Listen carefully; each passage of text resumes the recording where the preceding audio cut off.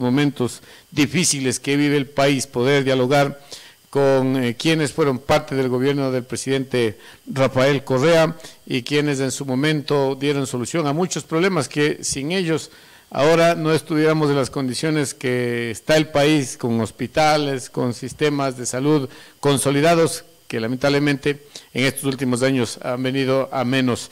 Gabriela, ¿cómo está? Muy buenas noches, bienvenida y nuevamente gracias por concedernos la entrevista. Gracias a ustedes, a Radio Espacio, un saludo. Germán, saludarlo esta noche y a través de sus micrófonos pues llegar con este mensaje, reflexiones y diálogo a toda la ciudadanía que tiene mucha incertidumbre en este momento. Nos solidarizamos con todas las familias que han perdido integrantes en esta pandemia con muchísimo dolor y bueno, hay que sobre todo presentarle a la población propuestas claras y para eso estamos aquí desde la Revolución Ciudadana, así que a las órdenes y lista para cualquier inquietud, estimado Germán. Bueno, comencemos, usted está en México, sin embargo, yo creo que está muy bien informada de lo que está pasando en el país, de esta situación de las comunicaciones vía internet nos permiten estar mucho más informados. ¿Cómo ve usted el momento que está pasando el país y cuáles fueron las circunstancias que permitieron que Ecuador esté en esta lamentable situación?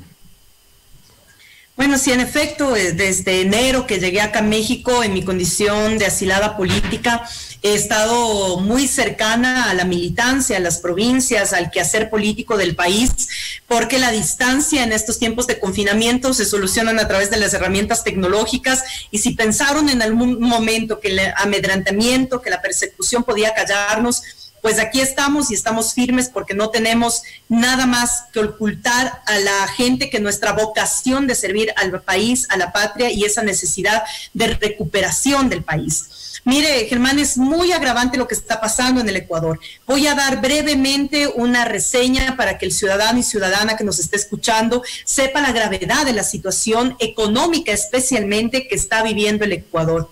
Nosotros empezamos un proceso con la Revolución Ciudadana de redistribución de la riqueza para la salida de la pobreza. Y en efecto, después de toda la política implementada, logramos que 2 millones de ecuatorianos pasen de estado de la pobreza a una clase media. Una clase media lastimosamente no consolidada, que como dijo la CEPAL en un momento determinado, que llamó a los estados a proteger con políticas públicas a la clase media, si no se tomaban medidas, esa clase media está condenada a retornar a estados de la pobreza. Y en este preciso momento en el Ecuador ha subido ya un poco más de 3 puntos en los indicadores de pobreza. Esto quiere decir que 4 millones de ecuatorianos actualmente están viviendo con menos de $2 diarios. El decrecimiento económico está ya en el 8%. Y se prevé, según los mismos informes de crecimiento o de situación económica de la CEPAL, dice que Ecuador podría llegar al 12% de decrecimiento, siendo uno de los países más golpeados del continente. Esto no lo habíamos visto nunca. Si los ecuatorianos tenemos guardado en nuestra retina la gran depresión que ocasionó el feriado bancario del 99, esto es mucho más grave de lo que vivimos. En el continente una depreciación así, un decrecimiento así, perdón, no se había visto desde el siglo XVII. Esa es la gravedad. Entonces vemos que no hay alternativas, que no hay un proceso o una planificación de reestructuración económica en el Ecuador, y eso es lo que más nos preocupa, porque todo esto, en medio de la pandemia, además con una crisis que nos ha dejado a nivel del mundo como el país en el que peor manejó la crisis sanitaria, se profundiza con la crisis económica, con la crisis de institucionalidad que se ha profundizado también en estos últimos días. Recordemos que estamos a puertas de una campaña electoral, por lo tanto profundizan una crisis de institucionalidad y estos, los más perjudicados, es justamente el pueblo ecuatoriano. Por lo tanto, en este momento estamos llamados a buscar alternativas reales a través de una unidad certera para poder proponer al país una planificación y un programa que realmente dé certezas de que necesitamos con urgencia caer o evitar la caída al fondo del precipicio. Gabriela, hay una situación que ha sido permanente en estos 3 años y algo más de tiempo, que este gobierno ha estado permanentemente vendiéndole a la población las culpas del anterior gobierno, ¿no? Todo lo que ha pasado en estos últimos 3 años de problemas de desempleo, el aumento del desempleo fundamental, el intento de privatizar empresas, que la mesa no estaba servida, que se gastaron la plata, derrocharon el dinero. En realidad, ¿qué pasó con la Revolución Ciudadana?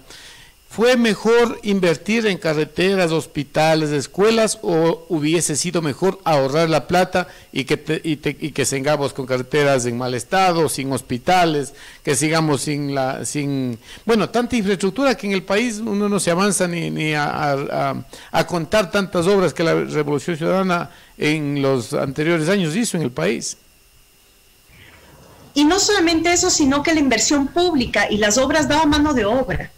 Y eso beneficiaba justamente a los sectores populares de nuestro país y garantizaba por lo menos tener un ingreso estable a la familia ecuatoriana para que pueda mantener su condición de vida y mejorar su condición de vida. Esa es la importancia de la inversión pública. Para dar un dato que desmonta todas las mentiras y mitos que se han generado alrededor del tema ecuatoriano en tema económico. En el 2006, cuando Rafael Correa gana la presidencia y llegamos al gobierno, el Ecuador tenía un patrimonio de 25.000 millones de dólares. Es decir, el patrimonio es eso, carreteras, hospitales, es decir, la infraestructura. El patrimonio del Ecuador en el 2006 era de 25.000 millones de dólares. En el 2017 nosotros dejamos al país un patrimonio de 90.000 millones de dólares. Esa fue la inversión que se hizo. Eso fue lo que dinamizó la economía local y la economía nacional. Eso lo que hizo fue dar un circulante real para que se pueda mantener y sostener el aparato productivo básico del país. Aparte de eso, se ha dicho mucho sobre la supuesta deuda externa. Y lo que se ha dicho es que el país está en las condiciones en las que está, producto de que Rafael Correa dejó sobreendeudado al Ecuador. Otra mentira más. ¿Qué es lo que pasó en los años de la Revolución Ciudadana? Para ser absolutamente clara, en 10 años la Revolución Ciudadana alcanzó una deuda externa del 37%, o deuda externa consolidada del 37% según el Producto Interno Bruto. ¿Qué dice la Constitución? Que la deuda no puede sobrepasar el 40% del PIB. Pues bueno, cuando inició el gobierno, en estos 3 años de gobierno, se han endeudado mucho más que los 10 años de la Revolución Ciudadana, y hoy la deuda externa, según los datos del propio Fondo Monetario Internacional, están en el 49% de deuda en relación al Producto Interno Bruto. Por lo tanto, ¿quién endeudó al país? ¿Dónde están los recursos del endeudamiento? Porque cuando nosotros pedíamos apoyo, endeudamiento, etcétera, eso se reflejaba en la obra, en la inversión. ¿Qué es lo que ha pasado en estos 3 años? Cuando han superado la deuda externa, no hay inversión, cero además posibilidad de emprendimiento, la banca pública y cerrada ha cerrado posibilidades de financiamiento, además ha habido un recorte muy fuerte del presupuesto general del Estado en áreas fundamentales como educación y salud, cuando además en plena pandemia se paga más de 2.000 millones de dólares de deuda externa, 1.300 millones a tenedores de bonos del Fondo Monetario Internacional y 1.000 millones a Goldman Sachs. Mientras el presidente de Argentina, Alberto Fernández, dijo con claridad que no va a pagar un solo centavo de deuda externa, porque lo importante era atender la pandemia y la gente, aquí el ministro Richard Martínez en Ecuador lo que hizo fue primerito a pagar deuda a los tenedores de bonos, que no son la gente ecuatoriana, los pobrecitos, no, son los multimillonarios del mundo. Esas son las irracionalidades con las que nos encontramos, y por eso cuando dicen que todo lo que está pasando en el país es producto del gobierno de Rafael Correa, es fácilmente desmontable solamente con lo que yo les estoy diciendo en este momento, y si quisiéramos profundizar, tendríamos muchísimos más argumentos del por qué demostrar que estamos atravesando por el peor gobierno de la historia de nuestro país, y que prácticamente lo que hizo Moreno y el vicepresidente Otto Sonnenhosna, al que no se le deja por fuera de la problemática nacional porque él fue corresponsable de su condición de vicepresidente, es en una gráfica botarnos hacia un barranco. Y ahorita estamos en la caída del precipicio. O tenemos la responsabilidad de poner un alto a esa caída, o estaremos terminando al fondo del barranco. Esa es la gráfica que en este momento determina la situación crítica que está viviendo el Ecuador.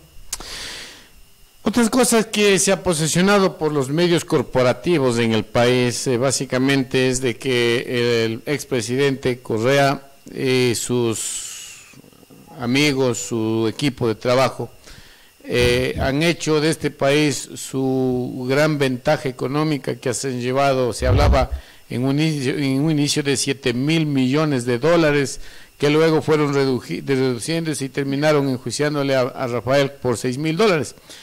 ¿Cuál es la verdad de esta situación, Gabriela? Es importante explicarle, porque aquí estamos observando los mensajes que vienen a nuestra fanpage.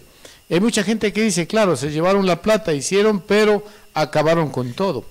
¿Qué explicación se le puede dar a esta población que merece una explicación sobre la realidad de lo que pasó en estos 10 años con la Revolución Ciudadana? Muchas gracias, Germán, porque es necesario explicar a los ciudadanos que ingenuamente creen en las mentiras de la gran prensa nacional, pero también de los voceros de la derecha ecuatoriana que se han llenado la boca acusándonos de corrupción en un gobierno que combatió directamente la corrupción institucionalizada. En 10 años del gobierno de Rafael Correa, ustedes jamás vieron un escándalo como de los que han pasado en estos últimos tiempos en el Ecuador. Reparto de hospitales, contratos con sobreprecios en insumos médicos en plena pandemia, utilización de carnet de discapacidad para traer vehículos de primera gama sin impuestos, y en eso prácticamente los asambleístas de todas las bancadas, menos de la Revolución Ciudadana, han estado involucrados en todos estos actos. Eso es parte de la disputa política nefasta en cancha inclinada que ha hecho la derecha socapada por el gobierno del presidente Moreno. Miren aquí, Rafael Correa, Ricardo Patiño, Gabriela Rivadeneira, Virgilio Hernández, Paola Pavón, ninguno de nosotros está siendo judicializado por actos de corrupción. Nosotros tenemos procesos judiciales por rebelión, por incitación, es decir, por temas políticos, que además atentan directamente el sistema de democracia y el Estado de Derecho en nuestro país, porque lo han hecho con una serie de inconstitucionalidades e irregularidades. Yo por eso tengo la certeza de que podamos presentarnos así francamente frente a ustedes, porque no tenemos rabo de paja. De mí se ha dicho todo, y aprovecho aquí, Germán, porque muchos dicen, ay, es que esta que se pasó a Nueva Rica y es que es multimillonaria, tiene mansión con piscinas, hotel, restaurantes de cuyes, carros de lujo. Por favor, ustedes es tan fácil esto, que pueden ingresar a la página web de Transparencia de la Información o pueden ir al registro oficial y pueden evidenciar la información, pero no nos quedamos con los titulares o con ese título del chisme. Entonces, resulta que todos nosotros somos multimillonarios. Sin embargo, estamos realmente preocupados por la situación país, que no limita a los ecuatorianos en general, sino también a nuestras familias. Es decir, venimos de clases medias, de sectores populares, sectores que trabajamos desde las bases sociales. Quienes no conocen nuestra historia política saben de dónde venimos. Así que no tengo casa con piscinas, no tengo hoteles, no tengo carros de lujo, no tengo haciendas, no tengo absolutamente nada. Tengo una casa comprada en Quito que no tiene piscinas, que no es en los valles, que es en las faldas del Pichincha, que además es una casa que tiene 15 años de crédito al BIES, como la mayoría de familias de la clase media y de clases populares que en la Revolución Ciudadana encontraron opción a través del BIES de obtener su vivienda propia. Gabriela, en ese sentido, basta de mentiras, basta de demagogia, como dice en varios abogados y constitucionales, a las pruebas me remito. Así que, bueno, parte de la discusión y de esta serie de disputas políticas muchas veces irracionales que juegan en las redes sociales. A propósito de los temas personales, hace algún tiempo también comenzó una fuerte agresión mediática a su señor padre. ¿En qué terminó esta situación? ¿Fue preso? ¿Que era concesionario de autos? ¿Qué pasó? ¿En qué terminó este intento de judicializar la condición de su señor padre? Gracias, Germán, porque este tema además se ocurrió el día que yo salí a México. El mismo día, 9 de enero del 2020, yo tomé un avión para salir a México a las 10:30 de la mañana y a las 10:30 de la noche era apresado mi padre, supuestamente involucrado en una organización ilícita. Mi padre, el momento de ser apresado, él fue apresado en una habitación donde él vivía, de una casa de uno de sus amigos que le prestaba esa habitación para vivir. Y mi padre en ese momento tenía en su cuenta $20, que es producto de su jubilación. Mi padre es una persona de 62 años jubilada que vive de su jubilación. No tiene ningún negocio, no tiene ningún tema de cercanía siquiera con ningún negocio. Él vive de eso, vive de su jubilación. Entonces me pareció, y esto fue acogido incluso por el gobierno mexicano como una afrenta realmente a la condición de asilada política que yo tenía en México, al hacerlo tan descaradamente el mismo día que yo salía del país, como una suerte de amedrentamiento. Mi padre todavía tiene el proceso judicial, él tiene medidas sustitutivas, tiene que presentarse 3 veces a la semana a la función judicial y tiene prohibición de salida del país. La audiencia de mi padre está fijada para finales de este mes. Esperamos realmente que se pueda ya cerrar este caso, porque en efecto todo el proceso no han encontrado un solo indicio de nada. Dijeron que tenía como $5 millones, algo así. No han encontrado absolutamente nada, pero eso, yo les digo, es parte de lo absurdo y lo burlesco que juega el sistema de justicia para favorecer a las élites económicas del poder de turno. Así que estamos expectantes a ver qué pasa con el caso de mi padre, pero bueno, eso sigue vigente y está en marcha ya la audiencia para finales de mes. Como usted dice, en esta cancha inclinada, bastante difícil que se pueda tener algún resultado favorable. El caso del presidente Correa, que entiendo yo, se ratificó la sentencia de 8 años. Vamos ya por el tema político nacional, Gabriela. ¿Qué va a pasar con el presidente? ¿Les va a alcanzar el tiempo al actual sistema judicial para impedir la candidatura del presidente Correa? Todo esto ha estado armado de manera casi puntual, ¿no? Recordemos que en plena pandemia, con más de 2,000 casos represados, aceleraron el caso Sobornos y emitieron ahí la sentencia en primera instancia de 8 años de prisión y 25 años de prohibición de participación política de Rafael Correa. Luego esto se acentuó cuando Rafael salió a decir públicamente que él está dispuesto a presentarse como candidato a vicepresidente. Y ahora lo que han hecho es ratificar la sentencia de 8 años y como si fuera gran favor han bajado la prohibición de participación electoral ya no de 25 sino de 8 años igual, como si se hiciera un gran favor por parte del sistema de justicia.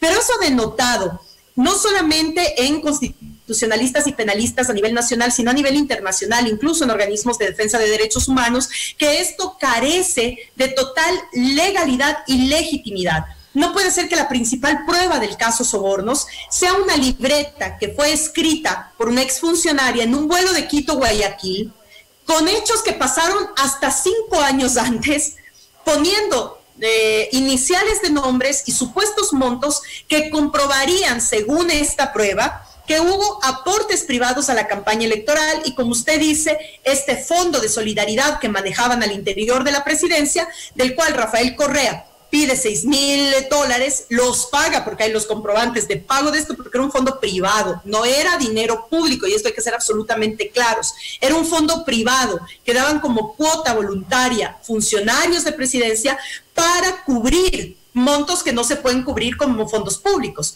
Por ejemplo, obra social. Cuando fallecía una persona y necesitaba el féretro, necesitaba servicios funerarios, bueno, de ahí salía estos recursos del fondo personal o privado que manejaba la presidencia. Sin embargo, hoy dicen que el principal argumento es el influjo psíquico. Influjo psíquico está en los textos del expediente judicial que supuestamente Rafael ejercía sobre los que cometieron supuestos actos ilícitos. Todo esto es una farsa definitivamente para dejarle a Rafael fuera. Recordemos que una de las prohibiciones para ser inscrito candidato es tener sentencia ejecutoriada. Y lo que quieren es porque ahora están jugando con los plazos. Es decir, de aquí vendrán apelaciones y tras apelación hasta cumplir todos los procedimientos. Sin embargo, lo que juegan es que al momento de cerrar inscripciones de candidaturas, Rafael ya cuente con sentencia ejecutoriada y no pueda presentarse como candidato a las elecciones como vicepresidente. Pero esto no viene solo, estimado Germán y estimados ciudadanos. Esto viene acompañado además de la proscripción del partido. Nosotros ya habíamos pasado por 4 negativas del Consejo Electoral sobre los partidos. Nos quitaron Alianza País, nos negaron ser Revolución Ciudadana, nos negaron Revolución Alfarista, nos negaron Acuerdo Nacional Maná, y ahora que teníamos acuerdo con Compromiso Social para la participación en las elecciones, deciden suspender al partido Compromiso Social. Por eso es que ahora nosotros estamos ya desde hace algunos meses trabajando en esta gran coalición de organizaciones sociales y políticas que puedan realmente ser un paraguas para las candidaturas no solo del correísmo, sino del progresismo en el Ecuador. Porque esto va más allá. Esto ya no es correísmo anticorreísmo. Esto es o recuperamos la patria o definitivamente caemos al barranco. Por lo tanto, tenemos que tener un frente que cobije las candidaturas que representen esa alternativa real para el país. Gabriela, en el país hay muchas mentiras que hay un sabio refrán, dice que una mentira dicho 1000 veces se convierte en verdad, y esto está pasando en el país. Para quienes, como usted dice, tan solo ven el titular de un medio escrito, el titular de un canal de televisión, pero no se preocupan de investigar qué mismo está pasando. Y además de esta restricción de la presencia de quienes han sido el círculo de colaboradores de Rafael Correa a acceso a los medios de comunicación, hace que un solo lado de la verdad esté fluyendo y esté haciéndose público y sirva para estos linchamientos mediáticos que son bastante perversos. Esto es importante también aclararlo en el tema de los asambleístas que, entre comillas, participaron en estas protestas por la suba del combustible. ¿Qué está pasando con ustedes, con quienes, como en condición de asambleístas, de personas allegadas al presidente Correa, están en México? ¿Qué está pasando con este caso, Gabriela? Bueno, definitivamente no es una suerte exclusiva, digamos, de lo que está pasando en el Ecuador.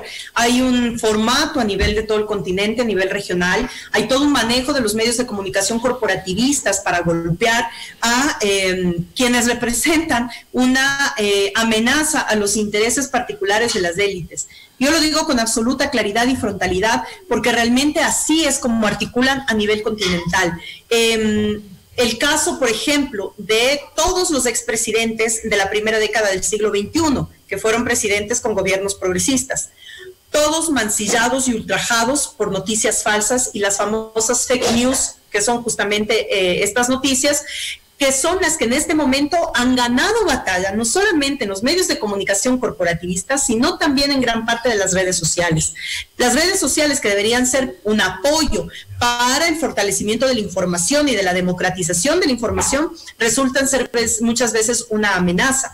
Pero además, esto tiene una muestra clara de golpear y de eliminar, de aniquilar. Mire, después de la dictadura de los 80 en todo el continente, se decidió que el cambio de la estrategia debía ser cambiar las armas por los aparatos de financiamiento. Y para cambiar los aparatos de financiamiento, y ahí fue cuando en los 90 se profundizó el Fondo Monetario Internacional, Banco Mundial, USAID, entre otros, necesitaban justamente una cobertura o un paraguas de los medios de comunicación corporativos.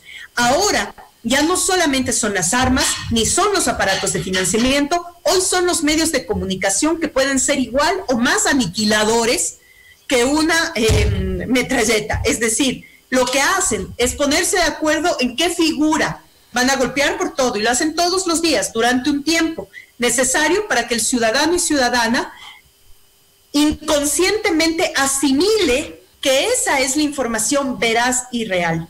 Ventajosamente, en las últimas encuestas, cuando vemos cuál es la credibilidad de los medios de comunicación nacionales, también cada vez es más baja esa credibilidad. Pero ahí tenemos el reto de canales, de medios de comunicación locales, de radios como Espacio, de medios alternativos, de plataformas digitales, de realmente disputar la información, disputar el conocimiento para que la ciudadanía sea la primera empoderada y tome adecuadas decisiones.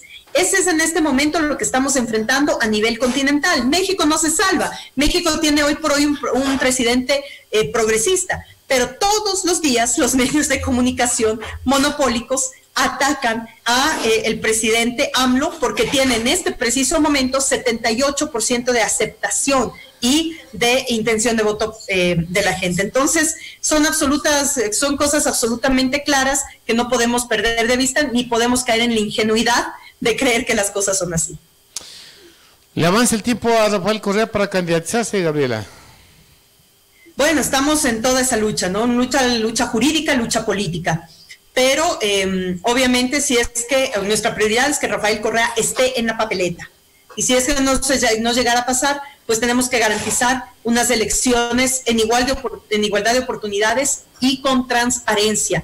Ya que se suspenda compromiso social es muestra de que este proceso está viciado y que estamos ante un evidente fraude. Si es que a la suspensión del partido se le aumenta la proscripción del principal candidato de este país, pues entonces hablamos de que son elecciones absolutamente guiadas para direccionar a una ganancia de un proyecto de derecha. Y ahí hay varios postulantes: Otto Sonel-Hosna, Guillermo Lasso, Alvarito, Balda, Gutiérrez, entre otros, que ya están anunciadas sus candidaturas sin saber incluso qué es lo que van a presentar como propuesta al país, cuando las cosas son al revés.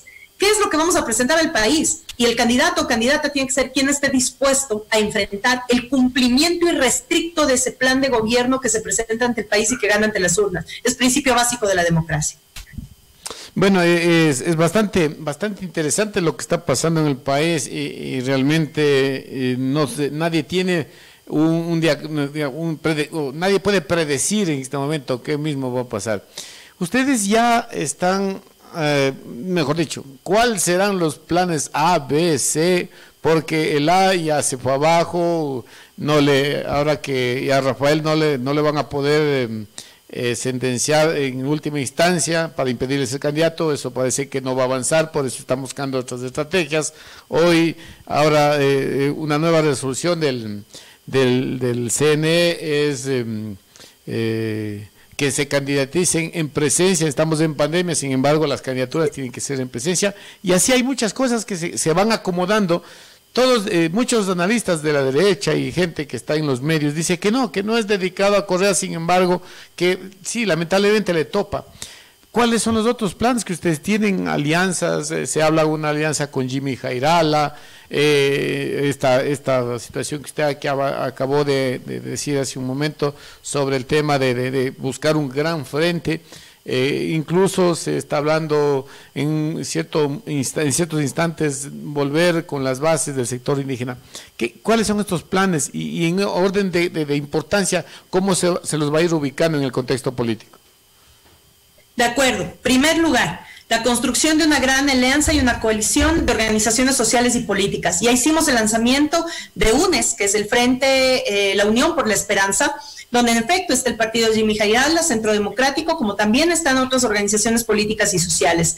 Lo que nosotros en este momento estamos muy interesados es en fortalecer a UNES como frente y que esa sea la coalición que se presenta al proceso electoral.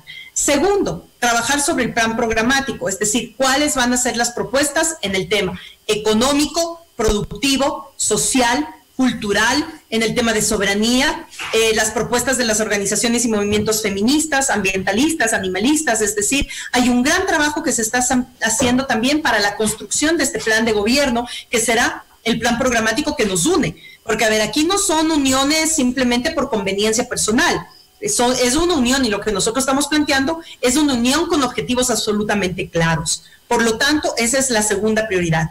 La tercera, recién, será la definición de candidaturas dentro de esta gran coalición de organizaciones sociales y políticas. No es para nadie desconocido que los mejores cuadros de hombres y mujeres que están listos para enfrentar el proceso electoral están en la Revolución Ciudadana. Sin embargo, nosotros sabemos que en una coalición y en una unión se necesita también madurez política. Y con absoluta madurez política tenemos que ver los cuadros que puedan resultar de esta coalición. Por lo tanto, ese es el tercer plano. Y bueno, y el cuarto, pero el más importante, trabajar como si no se tuviera un solo voto. Estas elecciones son definitorias para el futuro del país y ese país que queremos heredar a nuestros hijos. Así que no estamos hablando de un tema menor y que necesita de toda la responsabilidad que podamos poner desde los actores políticos en el país. Hay nombres de posibles candidatos ya en el caso, mejor dicho, Rafael Correa no puede ser candidato, pero a presidente. Hay nombres ya se han definido, se busca entre gente del grupo cercano a Rafael Correa, se está pensando en gente de la tendencia de donde pudiera salir el candidato a presidente? No, no estamos viendo nombres, como digo, ahora estamos muy enfocados en fortalecer el frente y después, en el tiempo adecuado, se verán los nombres que puedan asumir esa responsabilidad. Por lo tanto, en este momento no hay nombres y pues estaremos pendientes de lo que podamos presentar al país también dentro del Frente UNES. Le cuento, Gabriel, no sé si usted está viéndonos en fanpage, en Facebook. Estamos teniendo un rating bastante alto, no muy esperado. Así que hay mucha gente que está felicitando. Saludos de Chimbo, nos dicen. Saludos desde Manta, nos están mandando al WhatsApp muchos mensajes. Fuerza, Gabriela, todos te apoyamos, nos dice Pablo Borja, Isidro Segura Valverde. Dice, bueno, están ahí discutiendo entre ellos. Está sufriendo los ladrones de la derecha, malditos. Bueno, comentarios que usted verá después en la transmisión. Gabriela, ¿cómo está la situación básicamente de lo que se piensa con el país? Usted nos ha dicho hace un instante que la gente tendrá que elegir, o nos vamos al abismo o intentamos recuperarnos.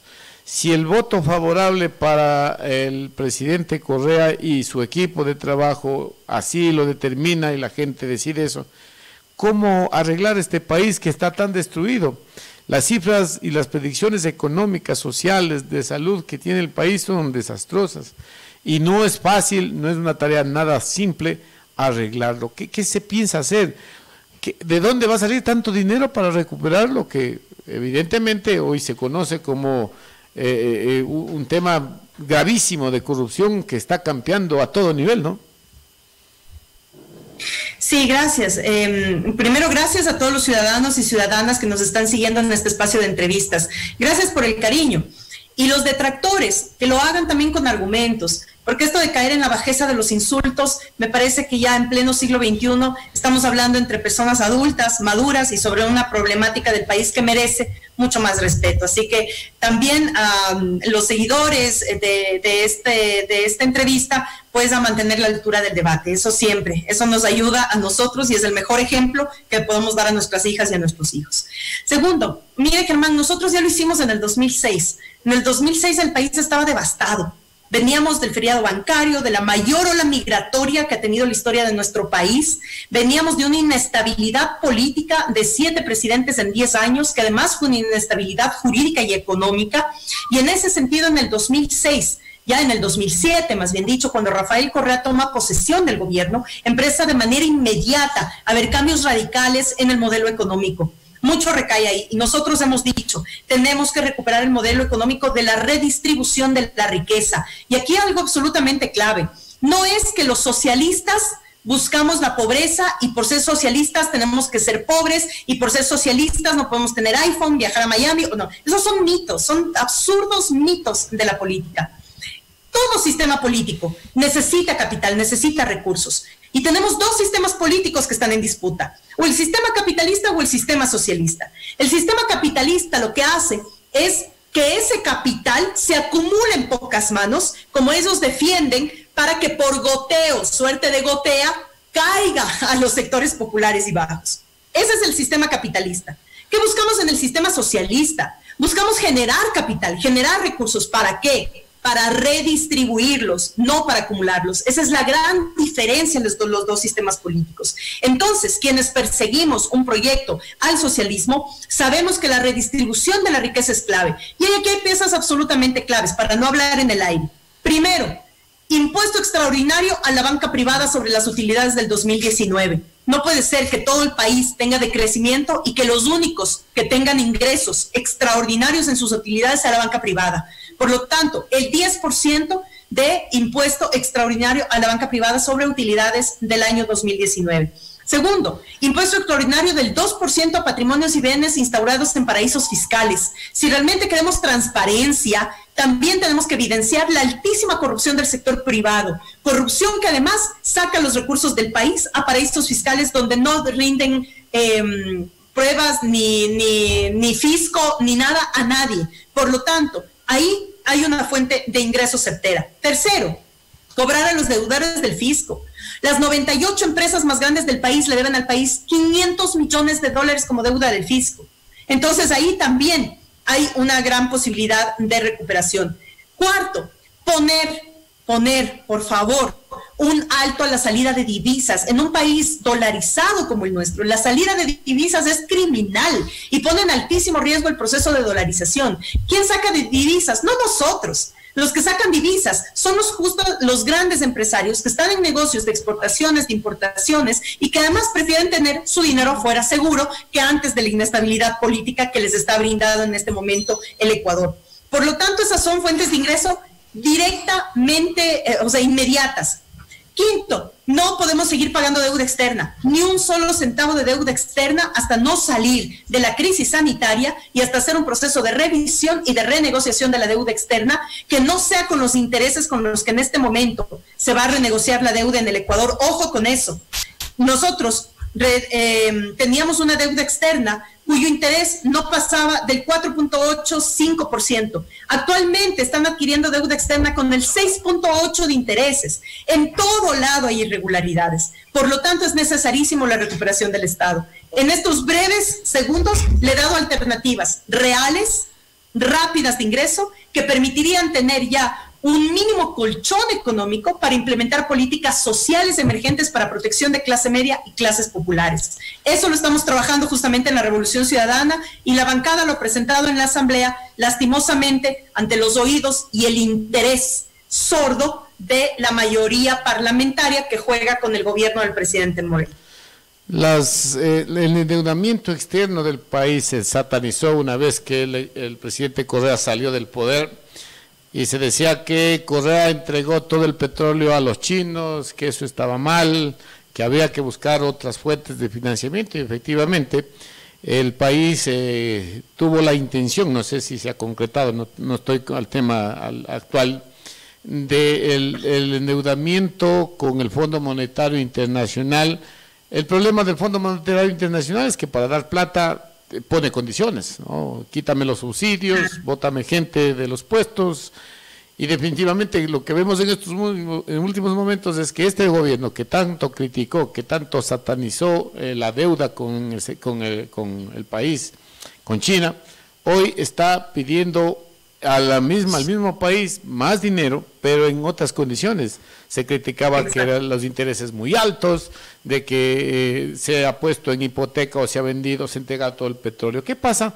Un poco como para ir aprendiendo, quienes no saben mucho del tema, la diferencia de endeudarse con un Fondo Monetario Internacional y la diferencia de endeudarse con un país como China, que tiene un excedente de dinero que ha financiado a todo el mundo, pues uno de los más grandes países financiados con el dinero de China es Estados Unidos. Eso lo conocemos medianamente la gente que algo leemos de estos temas. ¿Por qué no con el Fondo Monetario? ¿Por qué sí con China o con otros países hermanos que definitivamente pueden financiar algunos temas en el país? Lo he puesto absolutamente claro, Germán, y muy gráfico. A ver, nosotros manteníamos hasta que llegue la Revolución Ciudadana una sola dirección, lo que se llama unipolaridad, es decir, una sola conducción y dependencia económica hacia el gobierno de los Estados Unidos. Eso no era solo Ecuador, eran todos los países del continente que después de la aplicación de la doctrina Monroe fue justamente que dio carta verde para que Estados Unidos tenga injerencia directa en la política. Eso estaba en un tratado, es decir, esta doctrina Monroe era un tratado asimilado por los gobiernos del continente que nos daban luz verde a Estados Unidos para tener injerencia en las políticas locales. Estamos hablando de que esa doctrina Monroe tenía que terminar porque alteraba y afectaba directamente la soberanía y las decisiones políticas de los estados que son soberanas. En ese sentido, ¿qué es lo que hizo el Ecuador y los países de la región en la primera década del siglo XXI con gobiernos progresistas? Lo que dijimos fue, ok, mantenemos relación con Estados Unidos, y esa es otra mentira que hayamos roto relación con Estados Unidos, no.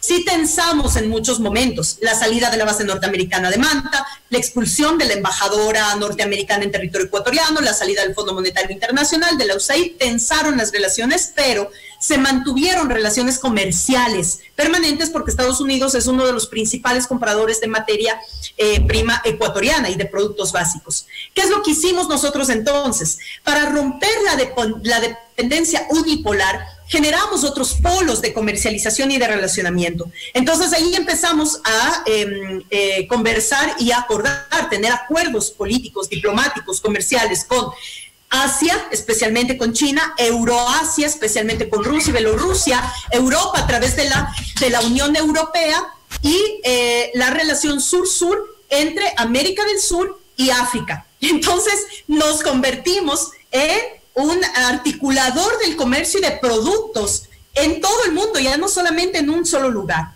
Ya, clarificado esto de cuál era nuestra política internacional y de comercio externo, también es necesario aclarar cuál es la diferencia entre Estados Unidos y China en temas de deuda externa. Y es exactamente lo que usted graficaba. Estados Unidos lo que dice es, ok, yo te financio, pero para financiarte, para que tú seas acreedor a mi financiamiento, tienes que cumplir una lista de requisitos. ¿Cuáles son esos requisitos?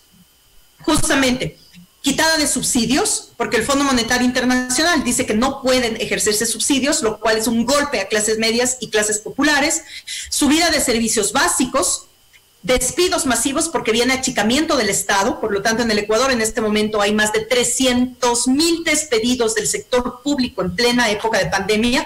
Eso significa que 230,000 personas han dejado de aportar al IES y esto pone en serio riesgo al IES, por lo tanto otro de los factores es la privatización de los sectores estratégicos y de los sectores públicos, que eso es gravísimo para un país como el nuestro. Por lo tanto, esos son los condicionamientos que pone el Fondo Monetario Internacional a través de las cartas de intención, que son los documentos que comprometen a las partes, frente a China, que China lo que dice es, a ver, ¿cuáles son las condiciones? Ok, ¿quieres financiamiento? Este es nuestro interés, digamos, de financiamiento, que además es mucho más bajo que el que da Estados Unidos, y nosotros lo que necesitamos es protección jurídica para cuidar la inversión.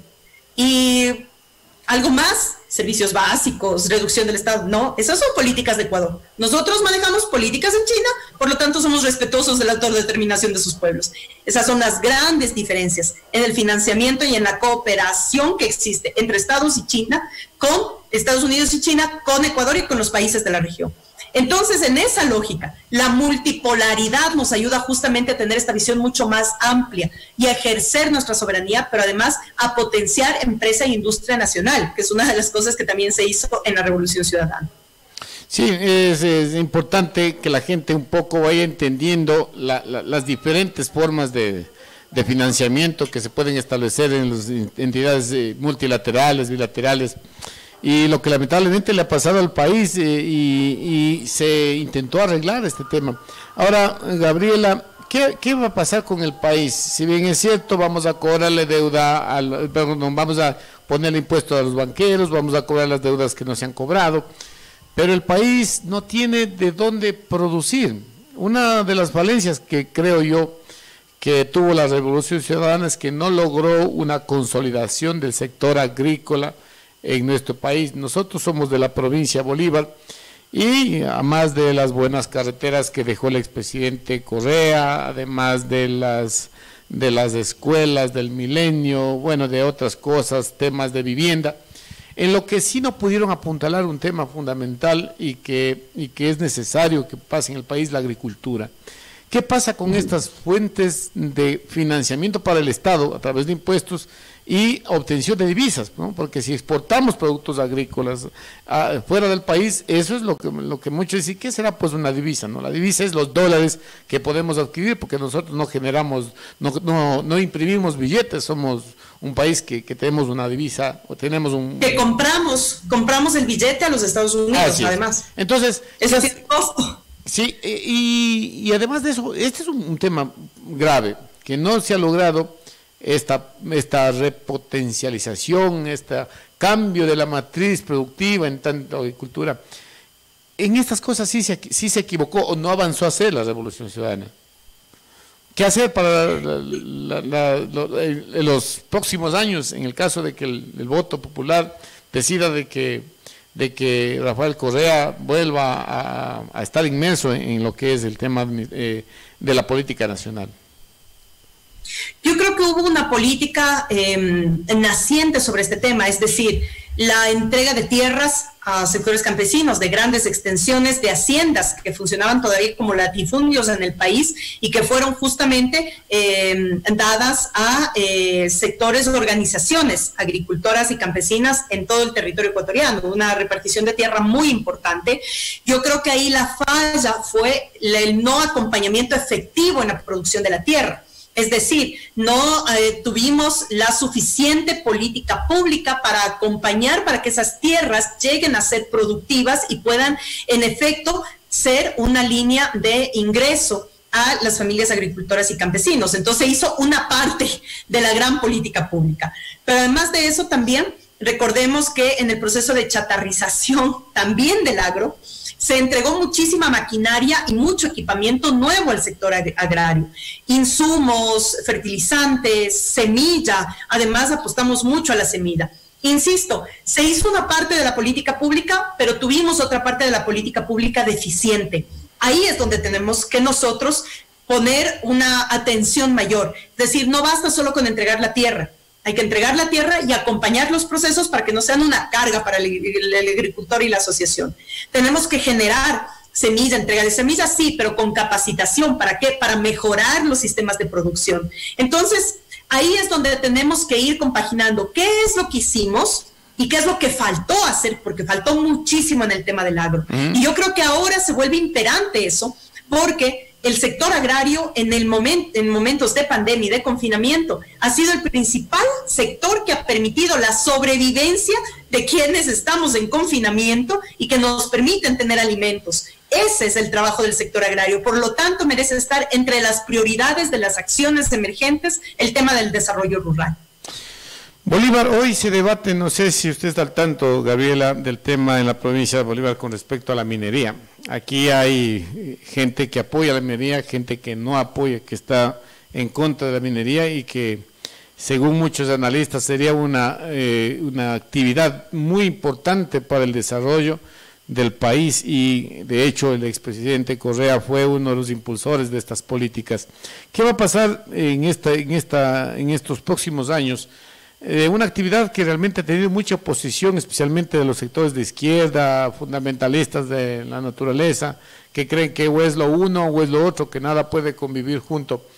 ¿Qué se puede hacer en este tema? Bolívar mismo hoy vive un ambiente bastante tenso por este tema, y los seguidores del presidente Correa, también hay gente que no le apuesta a la minería. Sí. O sea, aquí hay que preguntarnos, ¿para qué? ¿Para qué? ¿Ya minería? ¿Sí o no? ¿Para qué? Si es que vamos a hacer minería para pagar deuda externa, no, me opongo. Seré una de las primeras radicales opuestas a utilizar la minería o la extracción de recursos naturales para pagar deuda externa o para seguir favoreciendo a las élites económicas y a las oligarquías de nuestros países. Sin embargo, si es que nos preguntamos si es que esos recursos naturales y su extracción significa mejoramiento de la calidad de vida de los sectores más pobres de nuestro país, entonces tenemos que pensar que sí, pero ¿cómo? Ya. Y ahí en el cómo está la clave del asunto. Nosotros fuimos el único país a nivel mundo que pusimos en la Constitución derechos de la naturaleza y que aprobamos un código ambiental con altísimas normas de garantía, tanto técnica como de procedimiento en el tema de extracción de recursos naturales. Y fuimos uno de los primeros detractores y los más fuertes detractores a nivel mundo de la transnacional Chevron Texaco, justamente por malas prácticas de explotación que tenían en Amazonía, que dejó devastada gran parte de nuestra Amazonía. Ese tipo de prácticas, no. Prácticas sustentables, como lo tienen en Canadá, como lo tienen en Suiza, como lo tienen en Chile, es decir, no hay que inventar el agua tibia. Lo que hay que saber es que hay tecnología que ya se ha desarrollado a nivel mundo, que implementándola baja notablemente el impacto ambiental. Impacto va a tener todo. La misma presencia de los seres humanos sobre la naturaleza tiene un impacto. El tema es cómo bajar al mínimo el impacto ambiental que genera las condiciones y las actividades humanas, y entre esas las actividades que también vienen relacionadas a la explotación de recursos naturales. Entonces ahí está la clave. Primero, ¿para qué? Y segundo, ¿cómo? ¿Para qué? Para la salida de la pobreza y mejoramiento de la calidad de vida. ¿Cómo? Utilizando altos estándares y la corresponsabilidad del sector privado inversionista para que realmente se cumplan los estándares. Muchísimo control. Entonces, a mí me parece que ahí está la clave realmente del debate. Es decir, miren, lo que pasó en Medio Oriente. En Medio Oriente mantuvieron muchos recursos naturales bajo tierra, hasta que un día Estados Unidos se le ocurrió armar guerras, y ahora muchos de estos países tienen gobiernos a través de la guía norteamericana que está haciendo usufructo de esos recursos naturales para su propio beneficio y desarrollo. Eso no es invento, no es especulación, es lo que está pasando en Medio Oriente y lo que ha pasado en las últimas décadas. En América del Sur tenemos los mayores yacimientos de petróleo en Venezuela, los mayores reservas de agua dulce en la Triple Frontera, las mayores minas de litio del mundo en Bolivia, y Ecuador, Colombia, Perú, Bolivia y Chile están en los top 10 de minas de oro, plata y cobre del mundo. O sea, no estoy diciendo solamente de nuestros países, sino del mundo. Entonces hay un interés especial también de hegemonía para la utilización de esos recursos naturales, pero fuera de nuestros pueblos. Y por eso es que yo hablo muchísimo de soberanía territorial y soberanía sobre los recursos naturales, porque una vez que definamos qué es lo que tiene el país, qué es lo que puede ser explotable y qué no, como por ejemplo lo que hicimos con el tema de la iniciativa o de la declaratoria de interés nacional del Yasuní, que fue justamente delimitar espacios donde sí se puede y otros espacios donde no se puede, y poner justamente un alto, que ahora prácticamente el gobierno de Moreno se lo pasó, y yo no he visto organizaciones ambientalistas que hayan salido a reclamar cómo se está afectando a territorio que son parte de los pueblos no contactados. Ese tipo de cosas, tener ese rechazo selectivo nos hace mucho daño. Entonces, cuando era Correa sí, ahora que lo hace Moreno y que les está beneficiando con otro tipo de dádivas, entonces ya nadie habla. Entonces hay que tener una política de Estado definida, clara y sustentable, sostenible, ambientalmente sostenible, porque lo que estamos hablando es dejar el futuro a nuestros hijos, es dejar el país a nuestros hijos, es dejar un medio ambiente en la que nuestros hijos y nuestros nietos realmente puedan sobrevivir.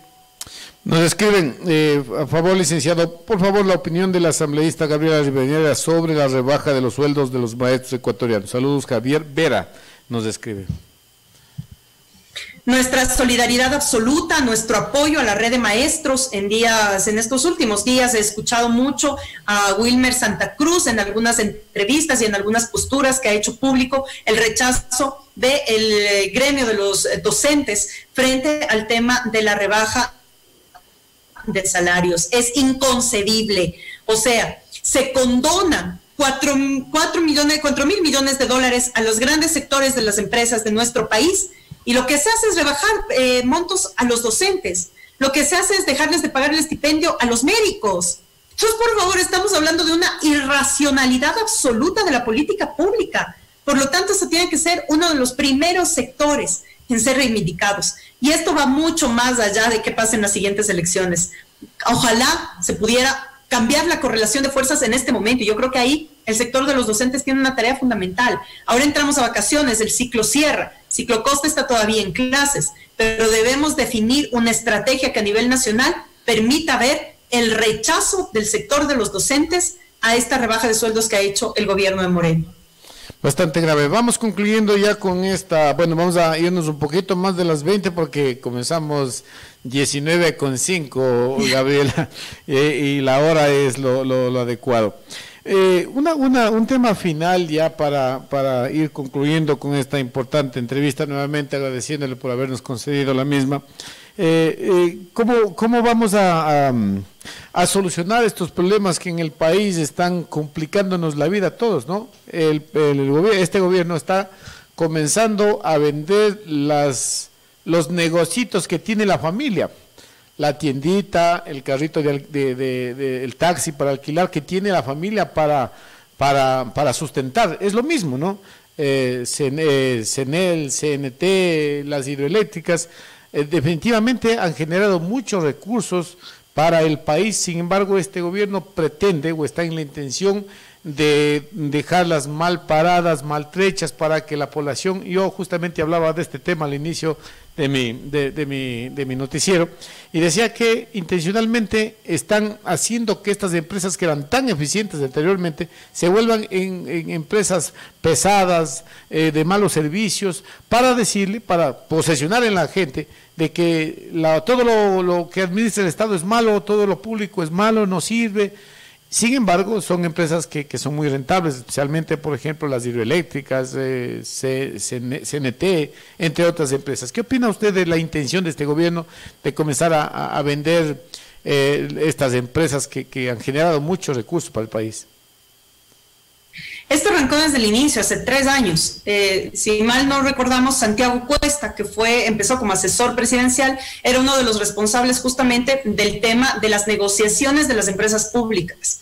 Y en ese sentido nosotros hemos puesto nuestro manifiesto rechazo a cualquier intención de privatización de sectores estratégicos y de empresas públicas. Pero hay que ser aquí muy conscientes, es decir, TAME, por ejemplo. TAME es una empresa que necesitaba una inyección de financiamiento y eso pues, no podía hacerlo el Estado sino el sector privado. En ese sentido, ¿es válido? Sí. Pero CNT, que tiene utilidades, que tiene ganancias, que está dando ganancias al presupuesto del Estado, es una locura. Es una locura el tema de Ferrocarriles del Ecuador que tanto costó su reactivación para que realmente ahora, después de ganada un prestigio a nivel mundial, pues venga a caer en manos privadas cuando puede ser un gran ingreso para las arcas del Estado. Entonces, en ese sentido, lo que nos parece es que como en todo, quieren no solo repartirse, sino feriarse al país. Y en ese sentido es preocupante el sector estratégico, porque bien sabemos que hay una prohibición constitucional de sectores estratégicos, pero que están en mira justamente del tema de privatización, y lo estamos viendo con la refinería Esmeraldas en este preciso momento, sobre el tema ya de conceder la administración al sector privado, lo que es la privatización. Y mucho peor, lo que yo pronunciaba hace un momento, el Instituto Ecuatoriano de Seguridad Social. Germán, usted recordará cuando nos hicieron un escándalo en mi periodo de la presidencia de la Asamblea, cuando eliminamos el 40% de responsabilidad del Estado sobre el IES. Esto tiene un cuento, o sea, no es de gratis. En el año 98, quienes promovieron, y justamente ahí estuvo involucrado también Trujillo, quienes promovieron que el Instituto Ecuatoriano de Seguridad Social tenga un aporte del 40% del Estado. Cuando nosotros nos pusimos a analizar qué es esto, decíamos, a ver, si el Instituto Ecuatoriano de Seguridad Social le pertenece a los ecuatorianos, los afiliados, familias de los afiliados, ¿por qué el Estado debe tener una parte de la responsabilidad cuando es 100% responsable del funcionamiento del Instituto Ecuatoriano de Seguridad Social? Y ahí caímos en cuenta que había un armaje ahí para que el 60% restante pueda caer en administración privada y el Estado quede en minoría dentro de la administración del IES. Y ahí fue cuando decidimos quitar el 40% y decir que el Estado es el responsable 100% del IES. Ahora quieren retomar esa vieja práctica, es decir, una partecita del Estado y otra parte más grande para el sector privado. El Instituto Ecuatoriano de Seguridad Social. Entonces, no estamos hablando solamente de una empresa, buena, mala, grande, pequeña. No, estamos hablando de una visión de gobierno, de privatización de estos sectores que son propiedad de los ecuatorianos, porque como yo decía, forman parte del patrimonio del país que no puede ser tocado, menos por un gobierno mediocre, ineficiente. Sí, no puede ser tocado por ningún gobierno, menos por el gobierno mediocre que tenemos en este momento en el Ecuador. Bueno, Gabriela, se nos ha terminado el tiempo, insistiéndole en el agradecimiento. Quiero finalmente dejarle en su mensaje a nuestros oyentes que cuentan miles en el país. Tenemos saludos de La Tacunga, tenemos saludos de Quito, de Loja, gente que nos saluda del Granero de Ecuador, Chillanes, de Guaranda, gente que nos saluda de Balsapamba, mucha gente que se ha comunicado a través de nuestro WhatsApp y que sigue comunicándose. Gabriela, muchas gracias nuevamente por habernos concedido esta entrevista y sus palabras finales. Muchas gracias, estimado Germán, a Radio Espacio. Gracias por este espacio y a las órdenes siempre, además, para poder intercambiar estos criterios y sobre todo poder clarificar muchas cosas de las que somos presa en la cotidianidad de nuestro país. Pero como mensaje final, Miren, una de las cosas que aprendimos y que no podemos dejar a un lado es a sentirnos orgullosos de ser ecuatorianos y ecuatorianas, de tener esperanza, de mejorar nuestra condición de vida. Eso no podemos dejarlo a un lado por nada, ni por más que traten de convencernos de que no hay otro camino que el camino nefasto que nos han sembrado en el Ecuador. Hay alternativas reales, viables. Ya lo hicimos y lo volveremos a hacer. Así que a unirnos como pueblo ecuatoriano, porque realmente en esta ocasión sí, la unión va a ser la fuerza para recuperar la patria. Un abrazo grande a todas y todos ustedes y bueno, que nos deparen mejores días para el país. Muchas gracias a Gabriel.